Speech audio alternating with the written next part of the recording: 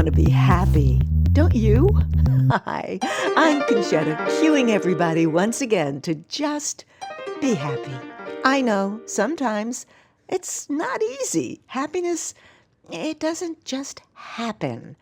But like all good things, it begins with a decision to be happy.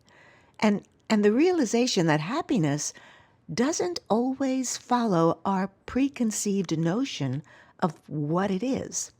I'm learning to recognize that when we're given a little taste of something good, maybe something or someone that made you smile today, we increase our sense of well-being, our happiness. Have you ever noticed how good little things, barely noticed at the time, can have a tremendous effect on your day? It's important for each of us to be someone else's good little thing whenever we can, and it doesn't have to be monumental. Like this week when someone did a good little thing for me. I drove to Costco early in the morning so I could find parking near the entrance, get in and get out. I was among the first group of people waiting outside for those big metal doors to rise up and let us all in. And on a wall near the entrance, as I walked in, I saw boxes of some, I don't know, Italian brand of soda on sale. I'd never tried it before, and the carton was just a few inches too high up for me to grab so I could read the ingredients. People with their big Costco shopping carts were rushing past me. I was on my tiptoes, trying to read it, when a tall man tapped me on the shoulder and kindly asked, "Could you use some help?" What a nice, good little thing to stop and do. It only took him a few seconds, but it felt good to hear that. Oh, I didn't get the soda. It had that fake sugar stuff in it. Good little things can be just as simple as that one, or monumentally important, wonderful things you remember your entire life. Of course, the opposite also happens, but today I want to focus on the good little things that have helped me in some way. If that's been true for you, just imagine one good little thing you could say or do for someone today that can become their important memory or even help change their life in some way. I never forgot a good little thing that happened to me over 40 years ago when I lived in New York City. I was about to open in the world premiere of a play that had been touring, and I was one of two actresses brought in to replace the original female leads. We didn't have much time to rehearse before the opening. On the night of our first preview in New York, a few hours before curtain, the director called the entire cast on stage for a short run-through of a scene that I happened to be in. Everything was going really well, I thought, when he suddenly stopped the rehearsal, and I honestly don't remember what he said to me or why. I guess I blocked it out. But it must have been pretty upsetting because in the middle of his tirade, I left the stage, ripped off my costume, and ran out of the theater nearly in tears. I had no intention of returning for the show that night. In my mind, I quit. Done. Now, that's something you can't legally do in an equity production, so he must have pushed some really bad buttons. When I opened the stage door to leave, I walked unprepared into a wild snowstorm. The weather apparently changed after I had left my apartment for rehearsal that morning. I was slipping around, trying to walk a few blocks to the train station in my leather shoes, freezing cold, wet and shivering, when I realized I had left my purse at the theater and had no money for the subway. I had to turn around and go back there. Soaking wet, I opened the stage door and heard silence. Everyone must have left for a dinner break before curtain. I got to my dressing room, and in the middle of the floor was a gigantic floral arrangement. I walked in and sensed someone standing in the doorway behind me.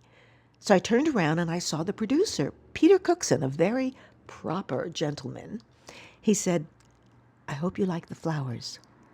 Please accept my apologies for his inexcusable behavior. I will not allow one of my actors to be spoken to in that manner."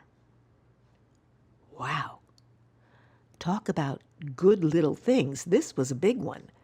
He gave me a hug, handed me something to eat, and said, "Please stay. You'll be wonderful tonight," and left. I was standing there still in shock, and about 5 minutes later, Donald Pippin, our musical director, came in and said a good little thing that I never forgot. He was a Tony Award-winning, wonderful, talented man. He took my 2 hands in his and said, "You have a long career ahead of you. Don't ever let what anyone says affect you like that." And I'm not just talking about show business. Never, never make a decision about anything when you're emotional. He was right, of course. I opened in the show that night, got great reviews, and about a month later, we all got notice that it was closing. I never saw Don Pippin again. I read that he died about 2 years ago at the age of 95. My point about this is I'm sure he had no idea that what he said to me that night was a good little thing that has influenced my decisions for my entire life over these many, many years. Good little things. If everyone did one good little thing every day, can you imagine the ripple effect goodness would have on the world? I love this quote by the French philosopher Voltaire. "Every man is guilty of all the good he did not do." I'm going to say it again.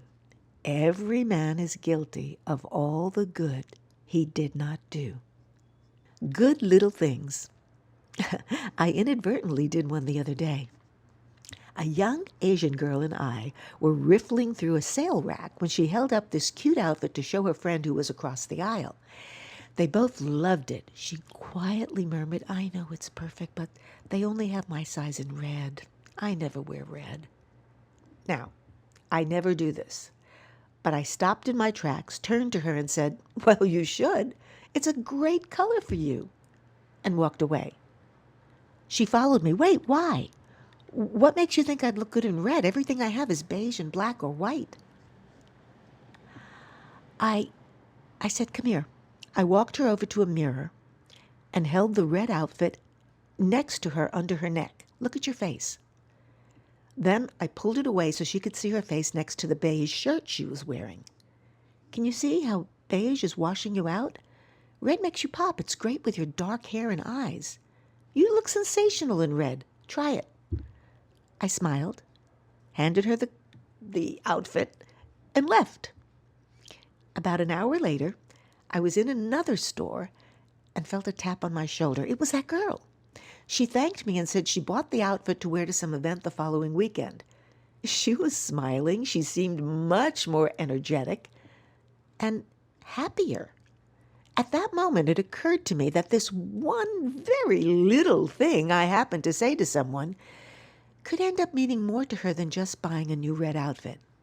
I mean, who knows? It's quite possible that it has changed how she sees herself in the world.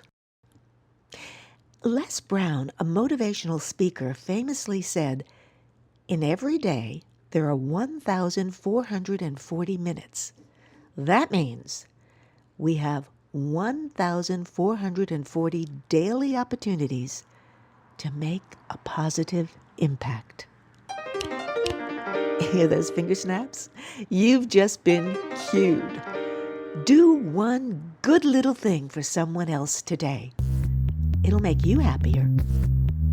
Robert Frost said, "Live life like it's the last breath you take, for that breath is the whole essence of living." It's the little things in life that connect us to all the big things we live for. Those are those snaps again, because that was another cue. If you enjoy listening, I hope you'll subscribe to Concetta Q's Women of a Lovely Age, men too, and tell your friends so we can all share good little things and be happy. Why not?